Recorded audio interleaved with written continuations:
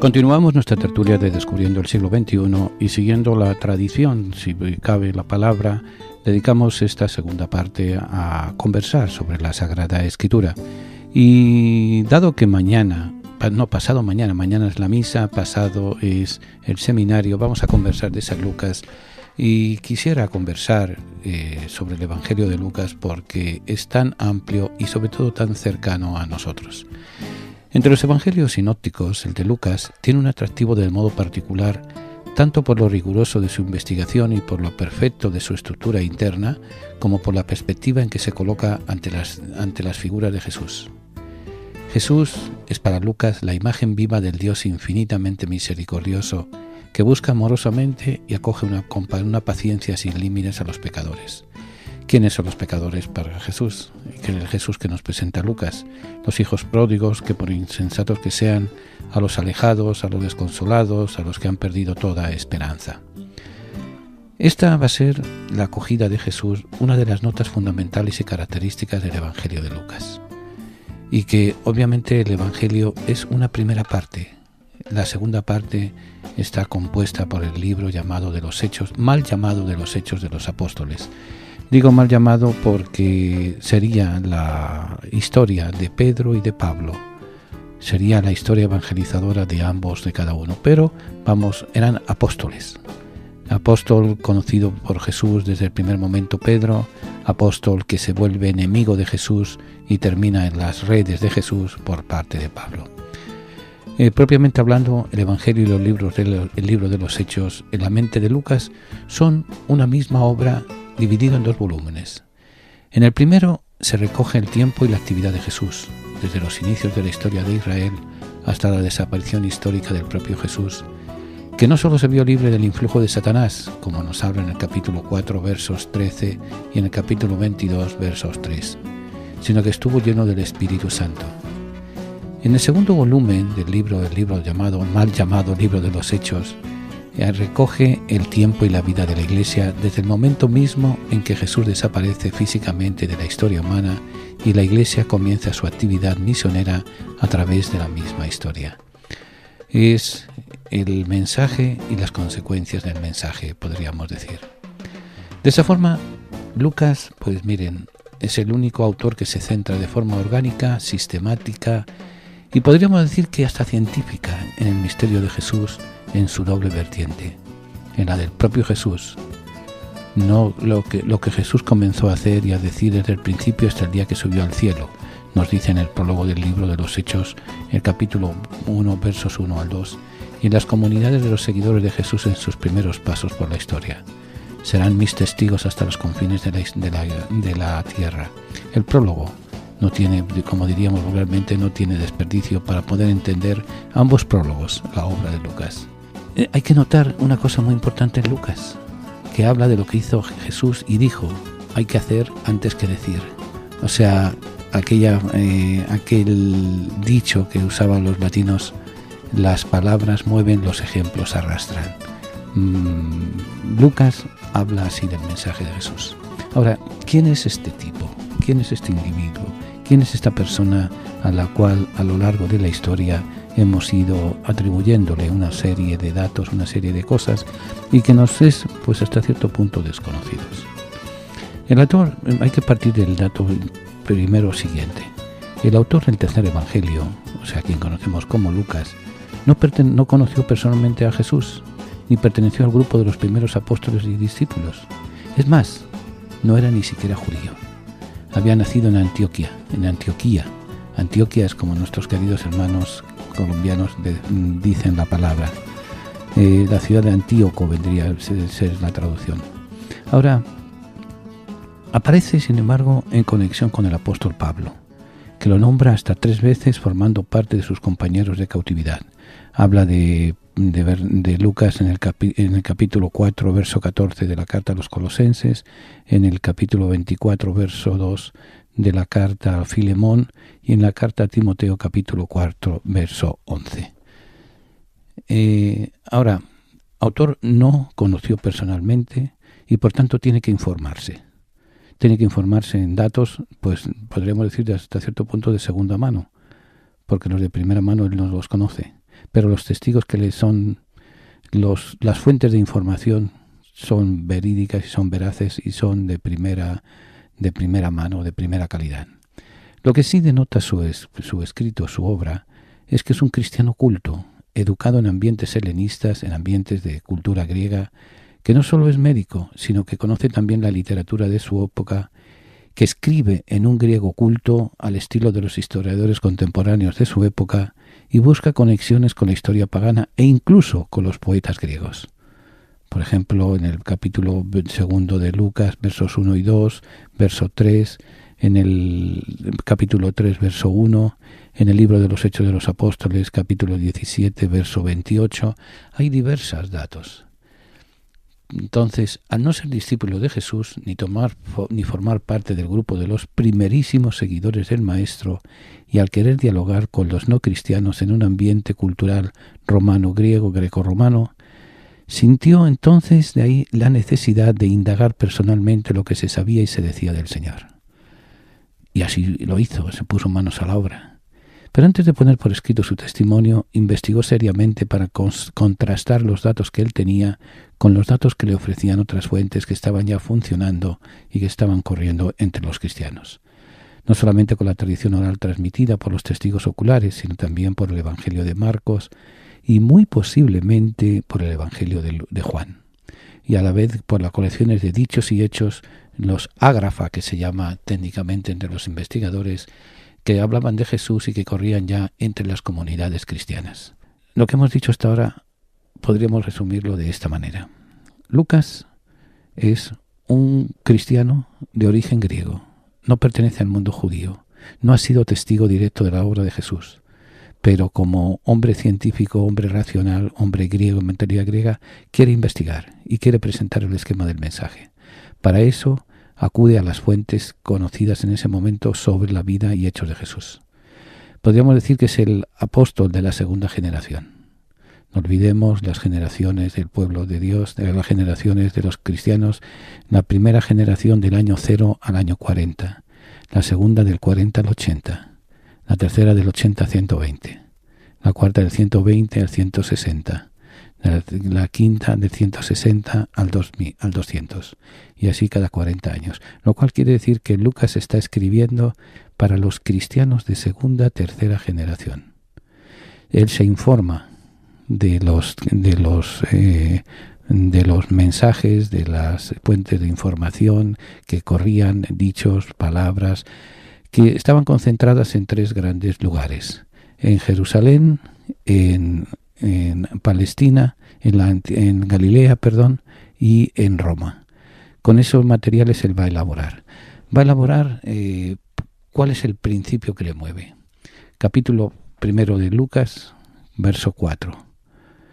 Ya que muchos se han propuesto componer un relato de los acontecimientos que se han cumplido entre nosotros, según nos los transmitieron quienes desde el principio fueron testigos oculares y ministros de la palabra, me ha parecido también a mí, después de haber investigado cuidadosamente todo lo sucedido desde el principio, escribirte una exposición ordenada, ilústrate Teófilo, para que llegues a comprender la autenticidad de las enseñanzas que has recibido. ¿Qué está diciendo con esto? Él se encuentra con el problema de Teófilo, una persona la cual desconocemos si es una persona real o es una persona ficticia, a la cual dirige un diálogo hipotético, pero le quiere demostrar, mira, aquello en lo que crees tiene razón de ser por esto, esto y esto y esto. Y las fuentes de comprobación son estas. Y así sales de dudas, como aquel que le viene a decir tranquilamente Lucas a su amado Teófilo. La palabra tertulia significa encuentro de amigos que conversan sobre las cosas de la vida, alegrías, penas, esperanzas, tristezas, de todo aquello que nos hace más humanos, porque nada humano le es ajeno al creyente. La tertulia del siglo XXI es eso, un encuentro que llevamos a cabo desde la ciudad de Nueva York, la capital del mundo. Queremos que cada persona que nos escuche se sienta en familia, en grupo, en amistad. Conéctate con nosotros. Para mayor información, favor de comunicarse con las oficinas de Descubriendo el Siglo XXI. Apartado de correos 1170 Nueva York, 118, o a nuestro teléfono 212-244-4778. Estamos para servirles y para ayudarles. Y desde la tertulia vamos a seguir compartiendo alegrías y esperanzas, penas y tristezas, porque nada humano nos es ajeno. Continuamos nuestra tertulia de Descubriendo el siglo XXI y antes de nada quiero recordarles varias cosas. En primer lugar, mañana es primer viernes. Siguiendo nuestra tradición y nuestra costumbre de hace varios años, la misa del Sagrado Corazón la tenemos dedicada al saludo, al recuerdo, a la oración por nuestros hermanos privados de libertad, de forma especial por los familiares. Todo preso tiene padre, tiene madre, tiene esposa, tiene esposo, tiene hijos, tiene hijas, tiene hermanos, tiene hermanas, tiene familia. Y están sufriendo tanto o más que él. Por tanto, seamos misericordiosos y queremos que el Señor sea misericordioso con nosotros. No prescindamos, si quieren, de que están en la cárcel porque se lo merecieron, todo lo que queramos. Todo es cierto. Pero tienen una dignidad que muchas veces la pisoteamos. El hecho de cometer errores no nos priva de nuestra dignidad de seres humanos. Y por eso tenemos nuestra Eucaristía en la iglesia de San Colomba, situada en la calle 25, entre 8ª y 9ª avenidas, a partir de las 7 de la tarde. En segundo lugar, quiero recordarles que el sábado vamos a tener seminario precisamente sobre la obra de Lucas. No es con malicia, por la cual les estoy hablando de Lucas, es para aquellos que no puedan asistir al seminario, al menos tengan una idea de lo que vamos a hablar, de lo que vamos a discutir, de lo que vamos a conversar el próximo sábado en San Columba, en la parroquia de San Columba, en uno de los seminarios dedicados a la Sagrada Escritura. Volvemos a San Lucas. Vamos a la obra magnífica y maravillosa de Lucas. Fíjense, uno pues tiene siempre sus preferencias a la hora de leer y a la hora de meditar la palabra de Dios y demás. Y yo siempre me he sentido identificado sobre todo con el Evangelio de Lucas, con la obra lucana, la obra de Lucas, el Evangelio y los Hechos, por una serie de razones. Y una de las razones es que está más cercano a nosotros de lo que nos imaginamos. ¿Por qué? Pues porque su mentalidad era una mentalidad griega, una mentalidad racional, una mentalidad que iba, como decimos vulgarmente, al pan pan y al vino vino, a poner las cosas claras y a demostrar que lo que se cree tiene sentido. Estructura del Evangelio. Los 24 capítulos del Evangelio de Lucas, si se exceptúan los dos primeros, llamados esos dos primeros Evangelios de la infancia, están estructurados alrededor de un único y gran viaje que hizo Jesús desde Galilea, la llamada Galilea de los gentiles, desde Galilea hasta la ciudad santa de Jerusalén, en la que había muerto de forma violenta, habían muerto muchos profetas anteriormente, incluido el precursor de Juan el Bautista, y en la que Jesús, como el mayor de todos ellos, debía morir igualmente de forma violenta. Dicho en palabras que usted y yo entendemos, su misión, la misión de Lucas, es estructurar su mensaje llevando a Jesús al gran viaje que hace desde la Galilea de los gentiles, o sea, desde la periferia, desde los marginados que llama Francisco, desde los descartados, a Jerusalén. ¿Y a Jerusalén a qué? Va a seguir la misma suerte de los profetas, sin ser asesinado por ser consecuente con lo que cree. Jesús es asesinado, Jesús es masacrado, Juan el Bautista alrededor de cerca de Jerusalén relativamente, en la fortaleza de Maqueronte, que entre comillas está incluida la visita de Maqueronte. Somos de los pocos grupos que vamos a Maqueronte cuando vamos a Jordania, en el viaje que tenemos para el 3 al 16 de febrero. Cierro el paréntesis. Juan el Bautista lo asesinan precisamente por ser portavoz de la verdad. Los profetas fueron asesinados y fueron apedreados por lo mismo. Jerusalén como que destruye, como que asesina, como que masacra a aquel que quiere ser el testigo de la palabra de Dios. Y así va a irnos presentando la acción de Jesús. La larga y única subida a Jerusalén que nos narra Lucas es presentada por Lucas más como un hecho teológico que como un hecho meramente físico o histórico de la vida de Jesús. O sea, Miren, en la vida los hechos, los acontecimientos, los sucesos que nos ocurren, podemos leerlos de muchas maneras. Una es la lectura histórica. Este señor nació, creció, vivió, trabajó, se casó, tuvo hijos, se murió, etcétera. El hecho histórico. Pero el hecho político puede ser tener una finalidad. Este señor nació en tal sitio, pero estuvo trabajando en una comuna, estuvo trabajando en un sindicato, estuvo preparándose. Es una forma política para decir que éste tenía una misión comprometida. Una forma teológica, Jesús es el que va a ser el Cordero de Dios. ¿Se acuerdan de lo que decíamos en la primera parte de las fiestas de Yom Kippur? Jesús va a ser el Cordero, va a ser el pontífice, como nos dice la carta a los Hebreos, que dicho sea de paso, hay varios investigadores recientes que atribuyen, lo cual tendría cierto sentido, atribuyen la carta a los Hebreos al evangelista Lucas, por una serie de términos, una serie de conceptos y la idea misma en sí. Jesús como el gran pontífice, el sumo sacerdote que se entrega para la salvación de los demás. Esa es una lectura teológica del hecho. Jesús va de Galilea a Jerusalén, de Jerusalén al mundo entero.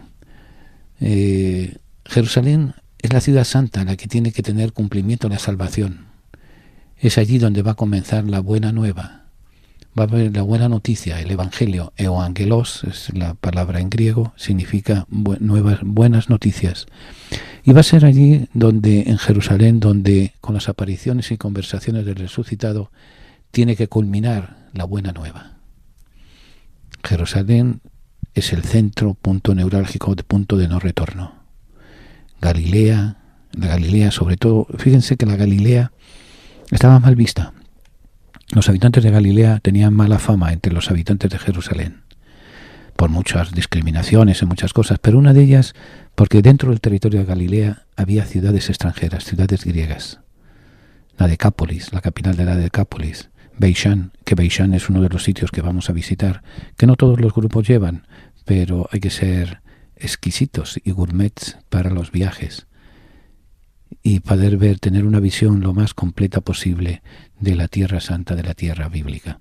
Pero bueno, Galilea está en contacto con la Decápolis, con la capital de la Decápolis, está en contacto con el mundo sirio.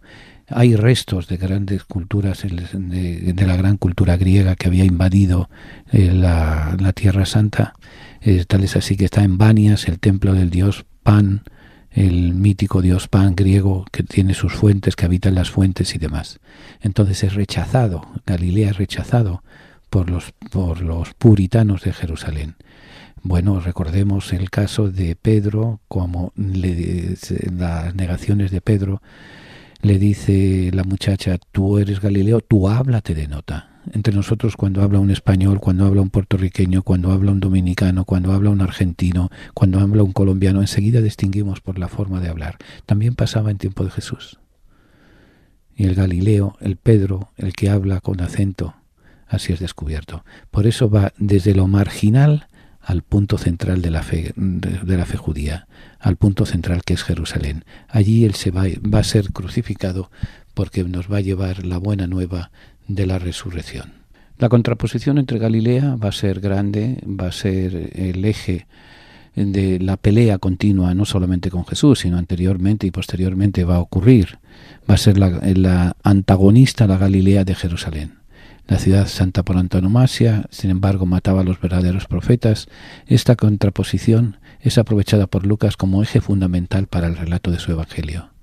El relato evangélico va a tener como base Galilea, va a tener como culminación Jerusalén. Va a ser un caminar amplio, un caminar grande desde Galilea. Hay autores que dicen si a la entrada de Jerusalén, hacia Jerusalén es a través del río Jordán, que es el camino más largo, o es a través de las montañas de Galilea, de Judá. El problema es lo de menos, el sitio es lo de menos. El tema es el mensaje que nos va a ir dando, un mensaje de esperanza y un mensaje de proyección de la venida del Mesías entre los demás. Tiene ya su Biblia, la colección de libros que han marcado la historia de la humanidad en los últimos 25 siglos. Si Si aún no posee una Biblia, nosotros podemos ofrecérsela a un precio módico, tanto en inglés como en español, o incluso bilingüe. Para precios y ediciones, favor de llamar a Descubriendo el Siglo XXI, 212-244-4778, 212-244-4778, o visite nuestra página de internet www.descubriendoelsiglo21.com, sección de tienda. Continuamos. Y no se olviden de la misa mañana y del seminario pasado, pero sobre todo no se olviden del viaje a Tierra Santa. Tenemos nuestro viaje, nuestra peregrinación de este año preparatoria precisamente a la Cuaresma. Este año la Cuaresma viene tarde, viene el 7 de marzo, es el comienzo de la Cuaresma con el miércoles de ceniza, que es el 7 de marzo. Por tanto, tenemos un mes de preparación, de oración, de reflexión para poder seguir adelante, seguir luchando con alegría y con esperanza en la santificación de nuestras almas. La contraposición entre Galilea es aprovechada por Lucas como el eje fundamental del relato de su Evangelio, decíamos en el segmento anterior. Sobre esta idea fundamental, esta idea eje, la estructura del Evangelio de Lucas, pues miren, es relativamente simple. Por ejemplo, en la primera parte, podríamos dividirlo en 4 grandes partes. La primera parte sería la introducción, que comprende los relatos de la infancia, capítulo 1, verso 5, al capítulo 2, verso 52. Y va también a presentarnos el preludio, el comienzo, el anuncio, el prólogo, las introducciones de la misión a desarrollar por Lucas, a desarrollar por Jesús, obviamente. Y eso abarca del capítulo 3, verso 1, al capítulo 4, verso 13. Introducción, relatos, preludio de la misión. Es parte de esa introducción, como diciéndonos, miren, este Señor nació. O sea, fíjense que es, junto con Mateo, los dos únicos que nos hablan de los datos de la infancia de Jesús y del nacimiento de Jesús. Es más prolífico, más abundante, más completo y más complejo el anuncio de Lucas. En parte se atribuye a que su mentalidad griega no se dejaba llevar de tantas fantasías y de tantas alegorías como la mentalidad semita. Él quiere decir, este Señor nació en tal circunstancia, este Señor nació en tal sitio, y ocurrió esto y esto y esto. Cosa que Juan no nos dice. Juan simplemente nos habla del prólogo, en el principio estaba la palabra, y de allí salta prácticamente a las bodas de Cana. Marcos igual, tampoco le interesa hablar. Ambos son semitas, ambos son funcionarios y saben decir lo estricto, presentar el esquema estricto teológico del misterio de Jesús, del anuncio de la buena nueva. Lucas no, es griego, es mentalidad helénica, es mentalidad crítica y mentalidad ordenada y lógica.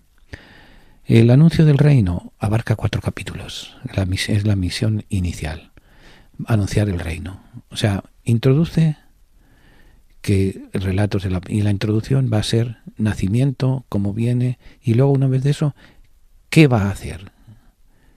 Que va a dar una preview, por así decir, de lo que va a hacer. Esta preview va a ser de lo que nos va a llevar a la misión inicial. La misión inicial, ¿cuál va a ser? El anuncio del reino. Y a eso abarca prácticamente 5 capítulos. Del capítulo 4, verso 14, al capítulo 9, verso 50. Anuncio del reino. Comienza diciendo, Jesús, lleno de la fuerza del Espíritu, regresó a Galilea y su fama se extendió por toda la región. Enseñaba en la sinagoga y todo el mundo hablaba bien de él.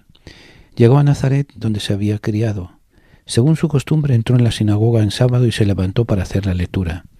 Le entregaron el libro del profeta Isaías y al desarrollarlo encontró el pasaje donde está escrito: El Espíritu del Señor está sobre mí porque me ha ungido para anunciar la buena nueva a los pobres. Me ha enviado a proclamar la liberación a los cautivos, a dar vista a los ciegos, a liberar a los oprimidos y a proclamar un año de gracia del Señor. Esta es la misión, comprende la misión inicial, que es: Espíritu del Señor está sobre mí, la buena noticia a los pobres, proclamar la liberación de los cautivos, dar vista a los ciegos, libertad a los oprimidos y proclamar un año de gracia del Señor. Ese es el anuncio de la misión inicial.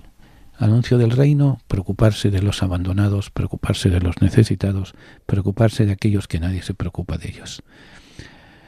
De allí va a venir la segunda parte, va a ser, o la tercera propiamente, si consideramos primera introducción, la parte de los relatos de la infancia.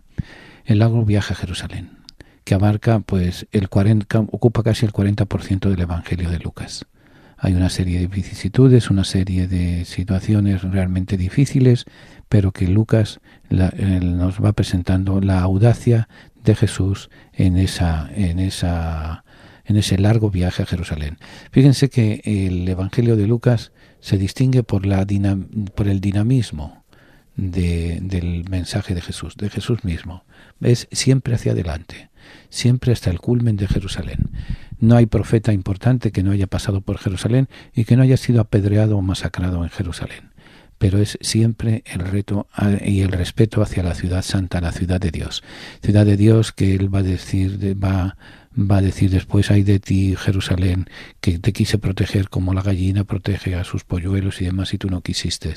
Él siempre va a ver, en esa Jerusalén va a ser el símbolo de la santidad y del pecado. El símbolo de la santidad porque es el lugar santo de Dios, el templo, y del pecado porque sus ministros, sus servidores habían prostituido la esencia de la santidad, la vida de la santidad.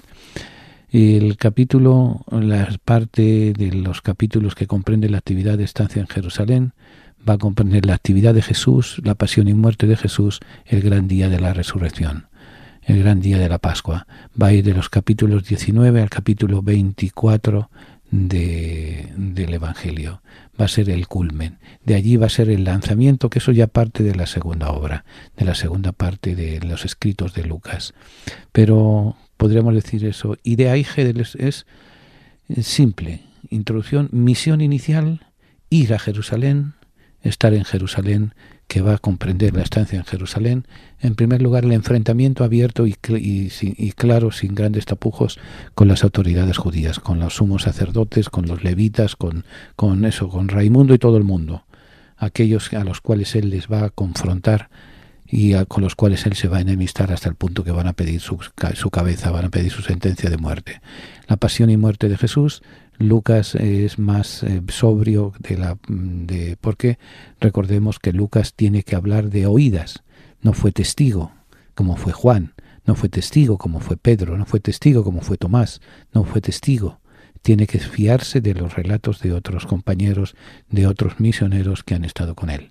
Y luego nuestro destino no es el Viernes Santo, nuestro destino es el Domingo de Resurrección.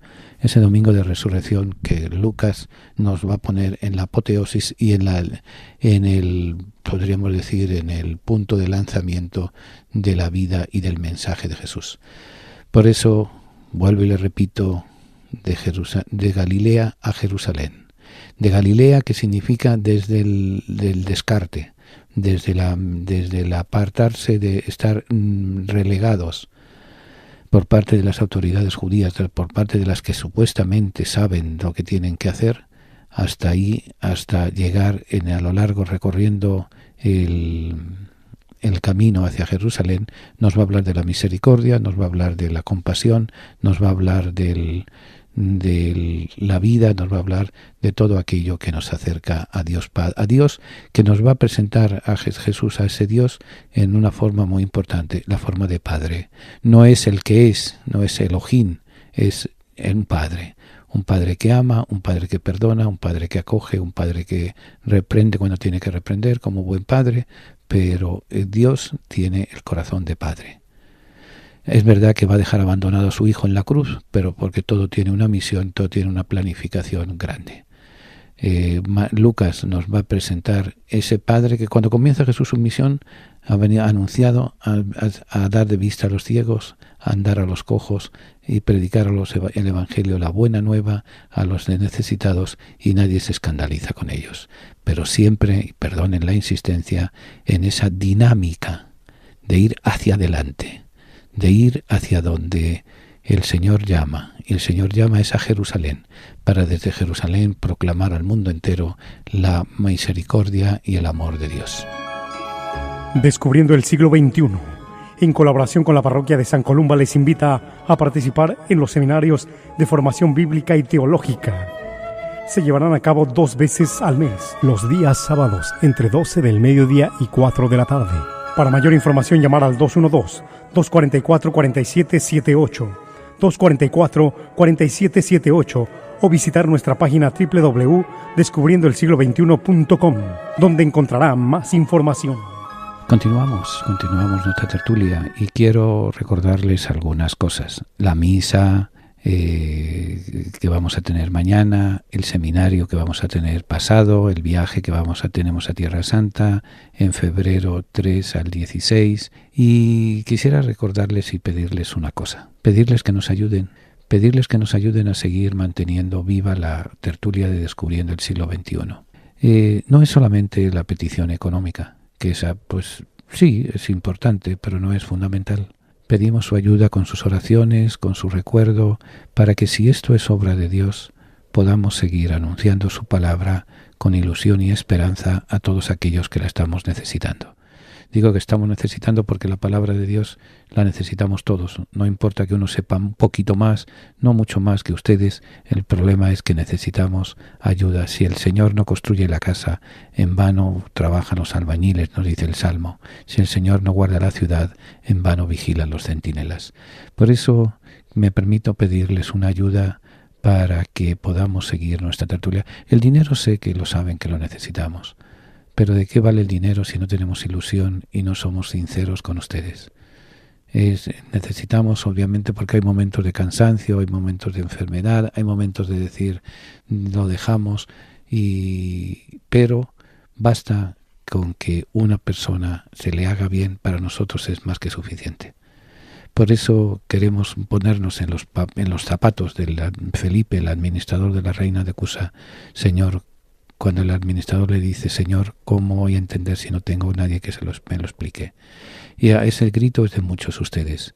Nosotros quizás somos un tanto atrevidos, los de que hacemos Descubriendo el Siglo XXI, también les decimos, aquí estamos para ayudarles, pero ayúdennos ustedes con su oración. Continuamos con nuestra presentación del Evangelio de Lucas, de su obra principal.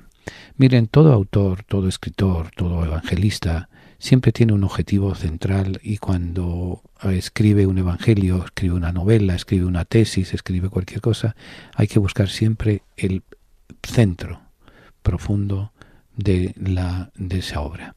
Pues bien, la intención profunda de Lucas en sus escritos, tanto en el Evangelio como en el libro de los Hechos de los Apóstoles, es hacer ver el alcance universal de la salvación divina, y subrayar que la salvación de Dios está en Jesús y no en Roma. En esta historia de salvación, Lucas distingue 3 fases: el tiempo de preparación de Israel, el centro del tiempo, Jesús, y el tiempo de la misión, la Iglesia. Repito, Lucas en toda su obra tiene una razón de ser. La razón de ser es hacer ver que la salvación divina llega a todos. Llega a los judíos de hace 2000 años como a los judíos los cristianos de 2000 años después. Llega a todo ser humano con el corazón abierto, con el corazón herido muchas veces, con el corazón destrozado, con la ilusión de nuevo en la vida y demás. A hacer ver el alcance universal de la salvación divina. Y subraya que esa salvación no está en fórmulas matemáticas, no está en posesiones económicas, la salvación de Dios está en Jesús. Y no en Roma. ¿Por qué digo Roma? Porque el Imperio Romano, en el momento en que escribe el Evangelio, era la gran potencia económica, la gran potencia política, la gran potencia religiosa. Podríamos decir Roma hoy en día como podríamos decir el poder económico, el poder político, el poder humano. Por encima de todo está la figura y el mensaje de Jesús. Un ejemplo. Estamos viviendo en la Iglesia Católica una crisis terrible de confianza y una crisis terrible de corrupción debido a los abusos sexuales por parte de miembros del clero y de miembros cercanos al clero contra niños inocentes y contra víctimas inocentes. Uno dice, ¿y quién va a resolver eso? La solución está en Jesús. ¿A dónde iremos, Señor, si tú tienes palabra de vida eterna? ¿Que eso va a causar una gran revolución en la Iglesia? Probablemente eso es lo que va, a una nueva Iglesia más purificada, a una nueva Iglesia más centrada en la figura y el mensaje de Jesús. Por eso ese Roma no tiene la solución tiene la figura de Jesús. ¿Cómo hay que profundizarlo? Eso ya cada uno va a verlo de una manera o de otra, cada uno va a ir profundizando la palabra que va salvando. En esta historia de salvación, Lucas va a distinguir 3 fases. El tiempo de la preparación, que es Israel, el tiempo el centro del tiempo, que es Jesús, y el tiempo de la misión, que es la Iglesia. Tiempo de preparación viene siendo, pues eso, la preparación al encuentro con Dios.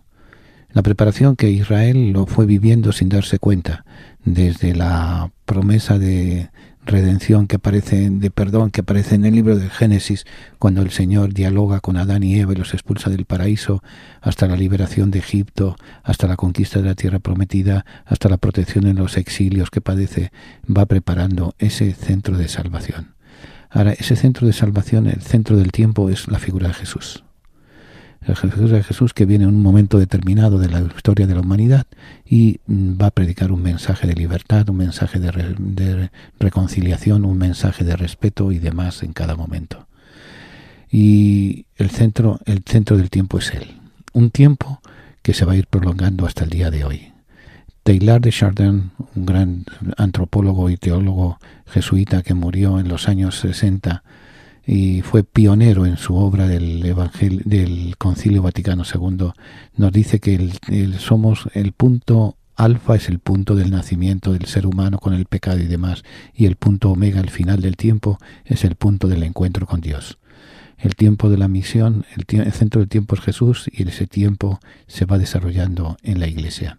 Ahora, esa preparación que nos lleva al centro del tiempo Jesús y el tiempo de la misión, que es la Iglesia. El tiempo de la misión, o sea, es predicar, anunciar, proclamar en todo momento la cercanía, y la misión de la Iglesia no es otra que la de ser preparar, centrar y vivir el mensaje del Evangelio. Una de las características de la obra de Lucas va a ser, sobre todo en el libro de los Hechos, va a ser mostrar el universalismo de la obra salvífica de Jesús. ¿Qué significa esto? Significa, pues, como buen griego, buena mentalidad griega, que la llamada a la salvación es una llamada a todos, a todo hombre y mujer, sin importar de qué categoría económica, política, religiosa, social sea. El universalismo de Jesús llama a una obra salvífica a todos. San Justino, uno de los primeros filósofos que entran a formar parte de la comunidad cristiana en la tercera generación, nos habla de las semillas del Verbo, que Dios ha llamado a la santidad, ha llamado a la plenitud a los que son miembros del pueblo de Dios, pero también ha llamado a muchos otros anónimos. Él dice como si el verbo de Dios, el Espíritu de Dios, el mensaje de Dios, el mensaje del Evangelio, fueran como semillas que se van tirando una detrás de otra y que van cayendo en lugares inhóspitos. Es como la parábola del sembrador que va tirando las semillas por todos los lados, y algunas reciben tierra buena y van fructificando. La misión salvífica plena y definitiva es para todos los hombres sin excepción. No es en la mente de Dios consecuencia del rechazo del pueblo elegido frente al mensaje de Jesús, sino una dimensión profunda del propio mensaje traído por Jesús de parte del Padre misericordioso. Aunque el pueblo elegido hubiera respondido positivamente a la oferta de salvación de la que Jesús era portador de parte de Dios, esa salvación hubiera sido ofrecida igualmente a todos los hombres, pertenecientes o no al pueblo de Dios, al pueblo de la antigua alianza.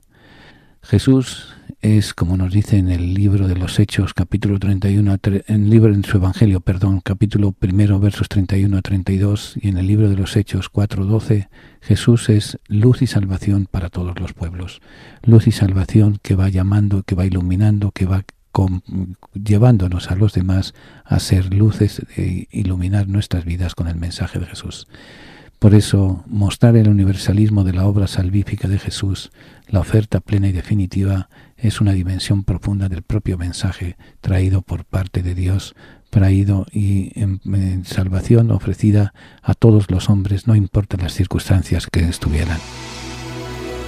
Siempre tenemos necesidad de contemplar el misterio de la misericordia. Es fuente de alegría, de serenidad y de paz. Es condición para nuestra salvación. Misericordia es la palabra que revela el misterio de la Santísima Trinidad. Misericordia es el acto último y supremo con el cual Dios viene a nuestro encuentro. Misericordia es la ley fundamental que habita en el corazón de cada persona cuando mira con ojos sinceros al hermano que encuentra en el camino de la vida. Misericordia es la vida que une a Dios y el hombre porque abre el corazón a la esperanza de ser amados para siempre, no obstante el límite de nuestro pecado. Con estas palabras el Papa Francisco convoca a toda la Iglesia con la misericordia del Padre. Viviremos y sentiremos en la Iglesia el amor del Padre, la fraternidad del Hijo, la santidad del Espíritu Santo. Únete a la familia de Descubriendo el Siglo XXI para celebrar la gracia del Señor. Para mayor información, favor de comunicarse con las oficinas de Descubriendo el Siglo XXI, al apartado de correos 1170 Nueva York 118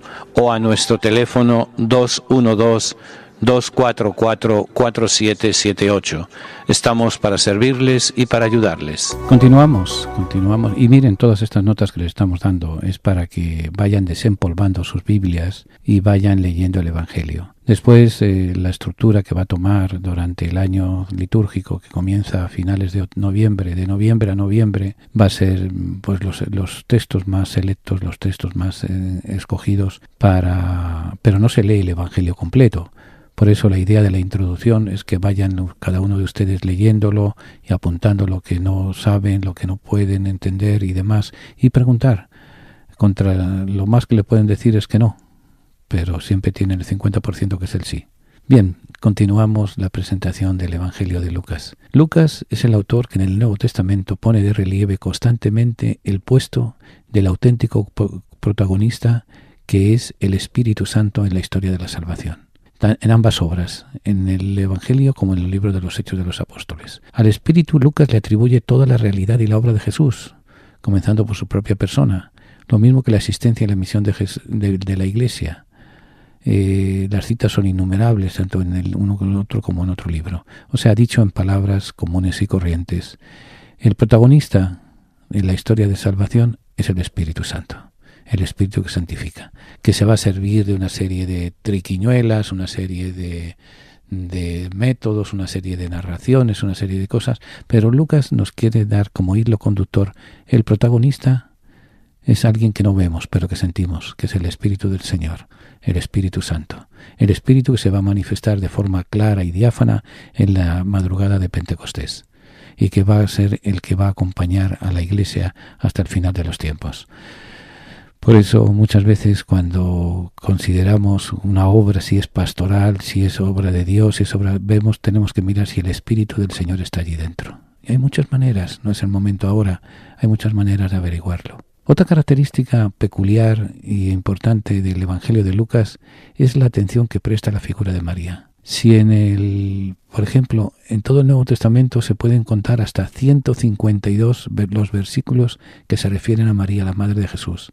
Pues bien, de esos 152, 89 se encuentran en el Evangelio de Lucas. O sea, 52 y 89 son 11, 63 versículos hablan de María en todo el Nuevo Testamento y 89 hablan en la obra de Lucas. O sea, exceptuado el Evangelio y en los Hechos de los Apóstoles, solamente se hablan 52 y 11, 63 veces de María en el Nuevo Testamento, contra 89 de Lucas.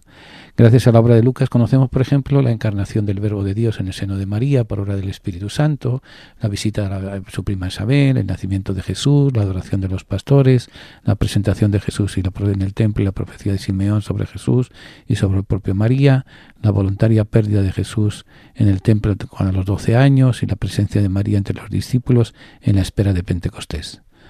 Otros datos, esos datos son exclusivos de Lucas. No busquen el nacimiento en Juan, no busquen el nacimiento en Marcos, no busquen la anunciación si no es en el Evangelio de Lucas. No busquen la entrega de María a su prima Isabel en un momento de dificultad, porque no lo van a encontrar.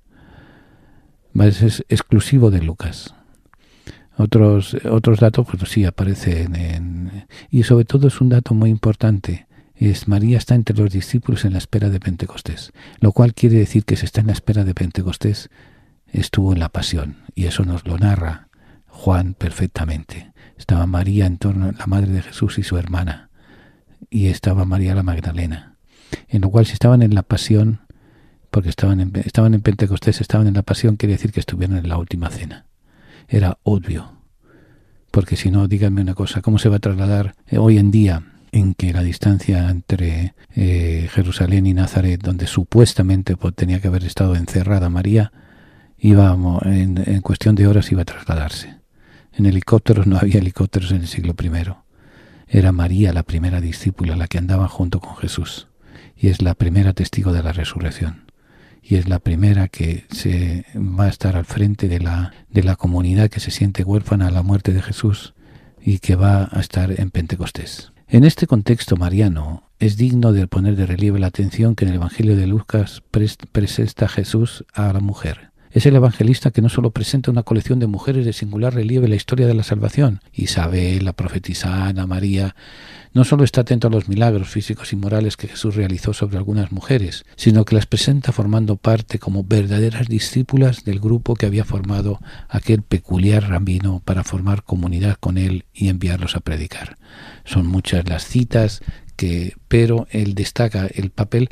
En el fondo, hay que ponernos en el contexto sociocultural del mundo de Jesús. En el mundo de Jesús, las mujeres estaban despreciadas. Eran máquinas de hacer hijos y máquinas de mantener la familia. En el momento que quedaban viudas, eran despreciadas y no les quedaba más remedio, si no tenían bienes económicos o no tenían hijos, que dedicarse a la esclavitud o a la prostitución. Jesús dignifica a la mujer.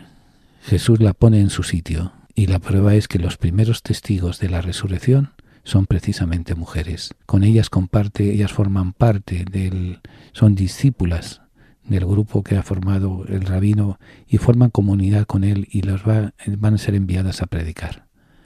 El rostro de la mujer es reivindicado por Lucas en el Nuevo Testamento. El relato que hace Lucas sobre la institución de la Eucaristía por Jesús en la última cena también tiene una cierta peculiaridad con los otros, con Mateo y con Marcos.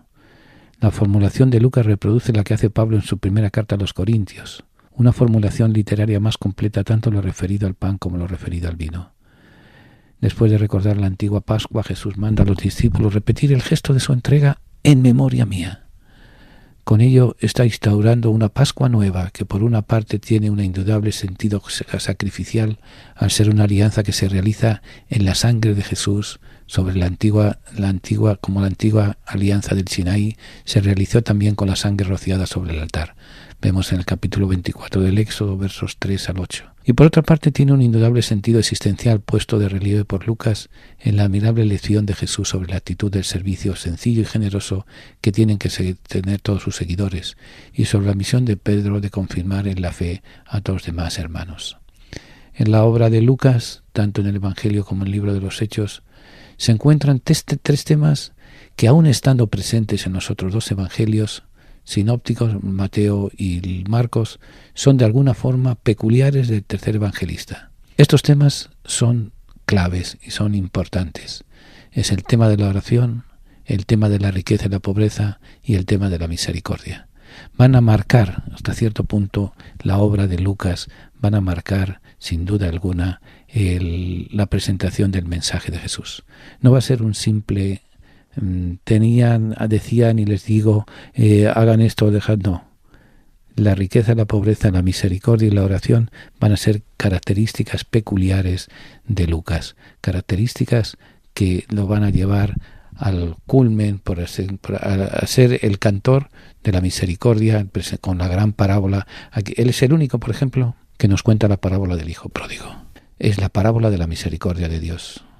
Es incluso en la parábola de la misericordia de Dios, la parábola del hijo pródigo, el argumento que algunos teólogos, y me refiero a teólogos ya de los siglos I, II, III de nuestra era, de los comienzos del cristianismo, ponían en duda la existencia del infierno. No la existencia en sí, sino que existir existe, que haya alguien dentro, eso ya es otra historia. ¿Por qué? Porque si el Señor perdona, muy grande tiene que ser el pecado para no ser perdonado. Muy grande tiene que ser el pecador para no ser perdonado. Entonces, la misericordia está por encima de todo. Y la prueba es el hijo pródigo. Bueno, son opiniones, son dichos, son reflexiones que merecen todo el respeto y ahí quedan, ahí les dejo. tiene ya su Biblia, la colección de libros que han marcado la historia de la humanidad en los últimos 25 siglos. Si aún no posee una Biblia, nosotros podemos ofrecérsela a un precio módico, tanto en inglés como en español, o incluso bilingüe. Para precios y ediciones, favor de llamar a Descubriendo el Siglo XXI, 212-244-4778, 212-244-4778, o visite nuestra página de internet www.descubriendoelsiglo21.com, sección de tienda. Continuamos, entramos ya en nuestra última parte de la presentación del Evangelio de Lucas. Lo que se nos quede en el tintero lo veremos el próximo jueves, la próxima tertulia. Continuamos entonces. En la obra de Lucas, como decíamos, hay una serie de temas que son peculiares y son únicos en Lucas. Lucas es particularmente sensible al tema de la oración. Es el evangelista que presenta un mayor número de veces a Jesús en oración. En el bautismo, retirado en lugares solitarios, pasando una noche entera en oración antes de elegir a sus discípulos, orando intensamente en el huerto de los olivos, o en la cruz pidiendo perdón al Padre por sus verdugos. La vida personal de sus seguidores debe estar marcada igualmente por la oración. Les enseña a orar pidiendo ante todo el don del Espíritu Santo. Les invita a orar constante y confiadamente, sobre todo en el momento de dificultad. Les invita a orar con la humildad de Pedro o del publicano. También la comunidad cristiana tiene que tener una actitud de oración asidua como fuente de donde sacar toda su fuerza para que no desfallezca en el amor a los demás. Lucas es igualmente sensible al tema de la riqueza y la pobreza. Tanto en el Evangelio como en el libro de los Hechos, para Lucas la riqueza es una trampa mortal para el hombre.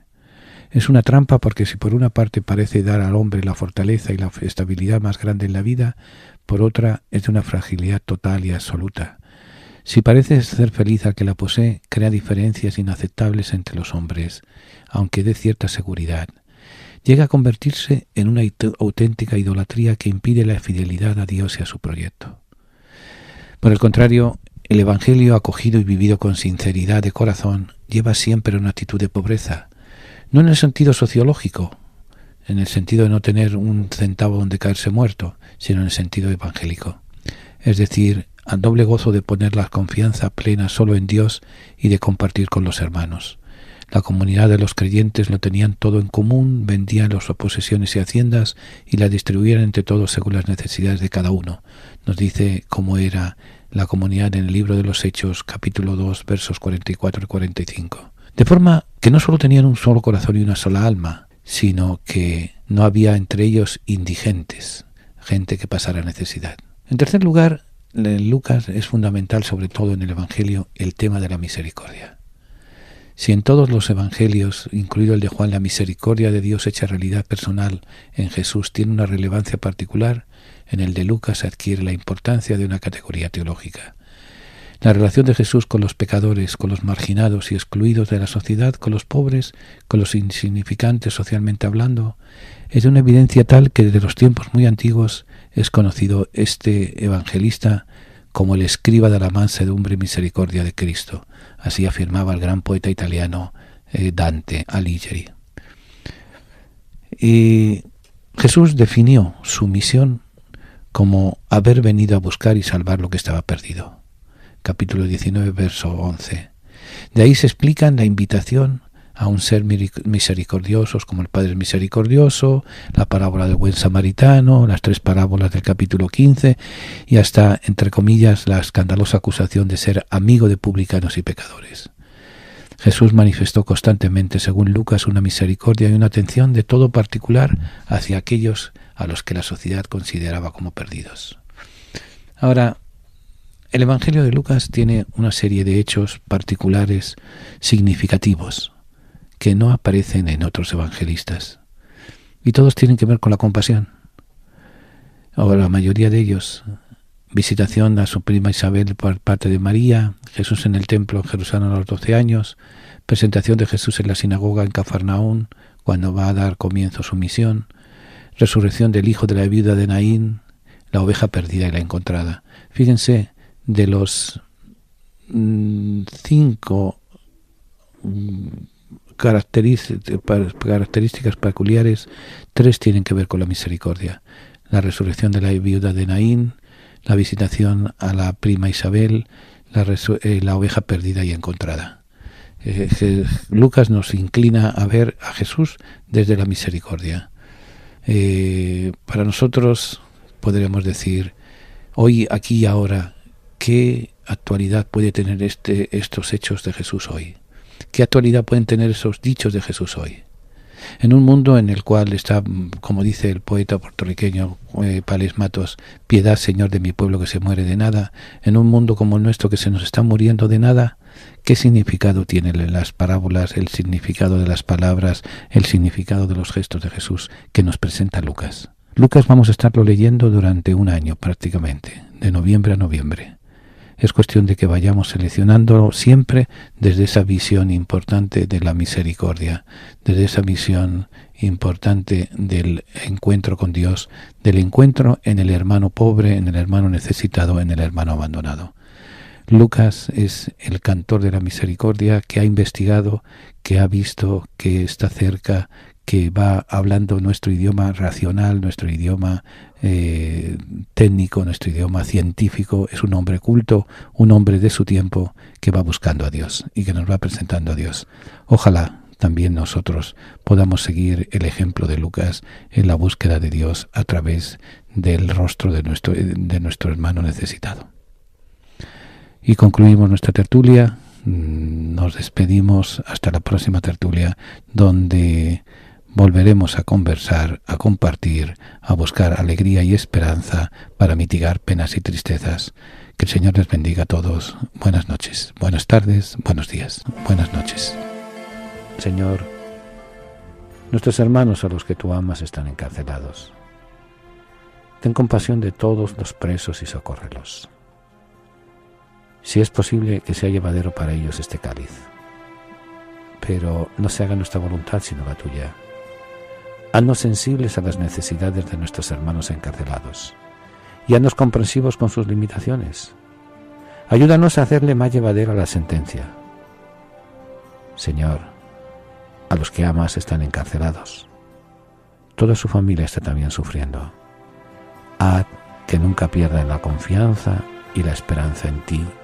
Amén. Hasta el próximo jueves, si Dios quiere. Que Dios les bendiga.